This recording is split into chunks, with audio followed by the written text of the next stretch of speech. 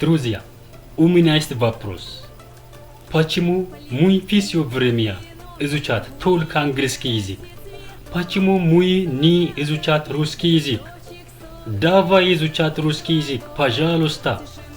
Давай изучать русский язык на амарском языке, пожалуйста. Меня зовут Вугушет Анбеса.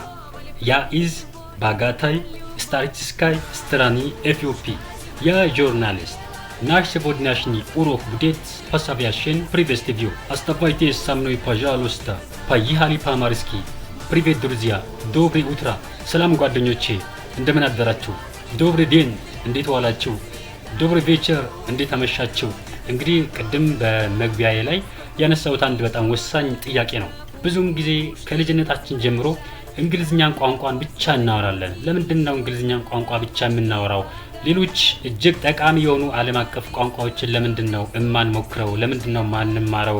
የሚል ጥያቄ ነው በሩሲያኛ ቋንቋ ያነሳውላችሁ እና ዓለም አቀፍ ቋንቋዎችን እንሞክር እንማር ለማለት እወዳለሁኝ። ዓለም ላይ እጅግ ኃያል የሆነችዋን ከኢትዮጵያ ጋር ደግሞ በባህል፣ በታሪክ፣ በተለይም በሃይማኖት፣ በወታደራዊ እንዲሁም በልዩ ልዩ ዘርፎች እጅግ ጠንካራ ግንኙነት ያላትን የሩሲያን ቋንቋ ሩሲኛን ኑ አብረን እንማር እላችኋለሁ። በዛሬው ክፍላችን ደግሞ መሰረታዊ የሆኑ የሩሲኛ ቋንቋ ሰላምታዎችን አብረን እንማማራለን ማለት ነው። አብራችሁን ቆዩ። እዚህ ጋር የምንመለከታቸው በዕለት ተዕለት ተግባቦታችን ውስጥ የምንጠቀማቸው የራሽኛ መሰረታዊ የሰላምታ ቃላቶች ናቸው። አንድ ባንድ እንመለከታለን።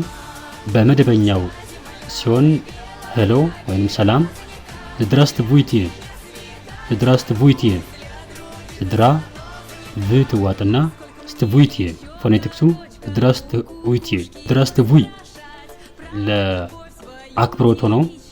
ግን ለጓደኛ ምናምን здравствуй እንጠቀማለን። እቺ ኢንፎርማል ነች፣ ለጓደኛ ምናምን የምንጠቀማት ነች። ኢንፎርማል ፕሪቬት፣ ፕሪቬት፣ ፕሪቬት። እዚች ጋር የቃላት አነባብ ላይ አንድ በደንብ አትኩረን መያዝ ያለብን ነገር በራሽኛ ቋንቋ ውስጥ ኡዳሪኒ የምትባል ነገር አለች። ከቃላት አናት ላይ የምትቀመጥ ኡዳሪኒ ትባላለች። ቀይዋ ከታየች ይሄ ኡዳሪኒ የሚቀመጠው ደግሞ በአናባቢ ፊደላት ላይ ሲሆን አናት ላይ እንደዚች አይነት የጭረት ምልክት ስትቀመጥ ያ ቃል ተረግጦ ይነበባል ማለት ነው። እዚህ ኦ ላይ ለምሳሌ ኡዳሪኒ የለውም፣ ከላይ ጭረት የለውም። እዚህ ጋር ጭረት ብናስቀምጥ ኡትራ የሚለው ኡትሮ ይሆን ነበር ማለት ነው። ስለዚህ በራሽኛ ቋንቋ ውስጥ እነዚህ ከላይ የሚቀመጠው ኡዳሪኒ ወይንም አፖስትሮፍ ምልክት እጅግ ወሳኝነት ስላለው በዛው ልክ ነው እየተመራን አንድን የራሽኛ ጽሁፍ የምናነበው ማለት ነው። ለዚህ አሁን ለምሳሌ እዚህ ጋር ፕሪቬት፣ ፕሪቬት የላይ ጠበቅ አድርገን እናነባለን ማለት ነው። ሌላው ጉድ አፍተርኑን፣ ጉድ ዴይ ምናምን ለማለት ዶብሪ ዲን፣ ዶብሪ ዲን፣ ዶብሪ ዲን። ዶብሪ ማለት ካንድ መልካም ማለት ነው። ዴን ማለት ቀን ማለት ነው። ስለዚህ ዶብሪ ዴን እንላለን ማለት ነው።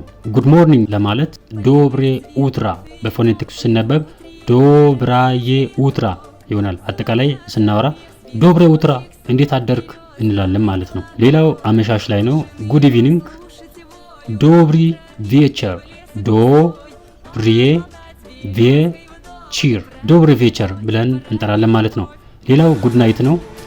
ዶብሪ ኖቺ፣ ዶብራይ ኖቺ መልካም አዳር፣ መልካም ምሽት ለማለት ስንፈልግ ስፓኮይናይ ኖቺ፣ ስፓኮይናይ ኖቺ፣ ስፓኮይናይ ኖቺ።